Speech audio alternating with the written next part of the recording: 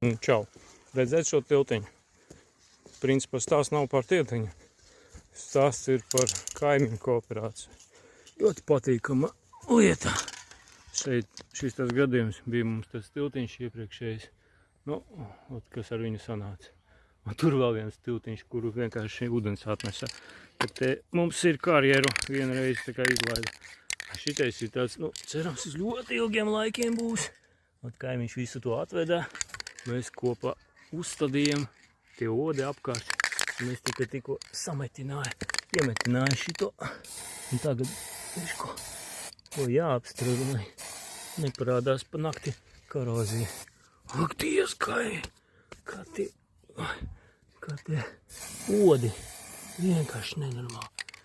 Tad ir šāda, bet vēl margas uzstādīšu. Jā, un būs super duper. Viss tas, un tas no otras puses arī. Bet, iedomājies, var vienkārši priecāties uz mežu, var aiziet normāli. Mums šo vasaru sēnes droši vien jau būs. Jau ir.